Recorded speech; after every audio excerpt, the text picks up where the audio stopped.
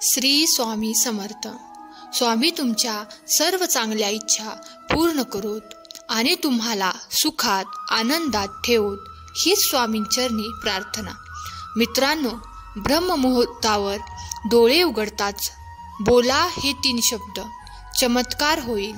तुमच्या मनातील कोणतीही इच्छा शीघ्र गतीने पूर्ण होऊ लागेल. मनापासून प्रार्थना केल्यास अगदी त्या दिवसापासून इच्छापूर्तीचे संकेत तुम्हाला दिसू लागतील. अंतरात्म्यातून आवाज येऊ लागेल. असे संकेत ही मिळू लागतील की तुम्हाला जाणीव होईल तुमची इच्छा, तुमची प्रार्थना त्या परमेश्वराने ऐकली आहे.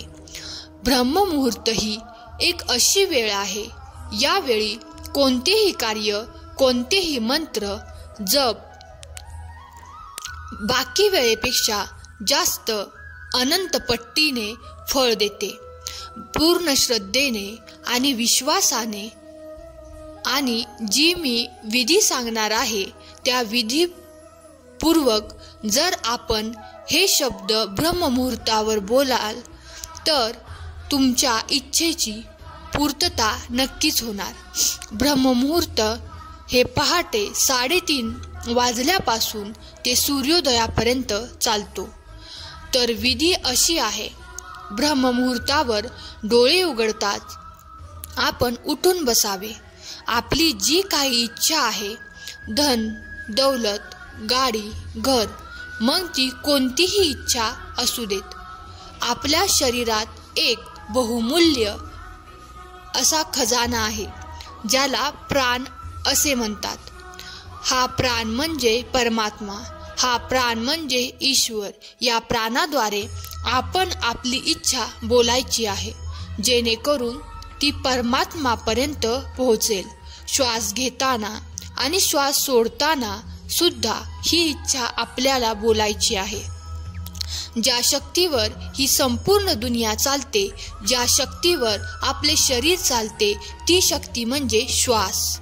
या श्वासावर आपण आपले लक्ष पूर्णपणे केंद्रित करायचे आहे. श्वास घेताना इच्छा बोलायची आहे आणि श्वास सोडताना सुद्धा इच्छा बोलायची आहे.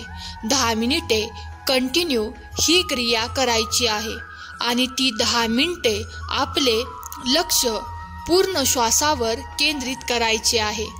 फक्त 10 मिनिटे ब्रह्ममुहूर्तावर अशा प्रकारे जी कोणती इच्छा असेल ती बोलाल तर आपली इच्छा परमात्मापर्यंत नक्कीच पोहोचते आणि इच्छापूर्तीचे संकेत त्याच दिवसापासून लगोलग तुम्हाला मिळू लागतात.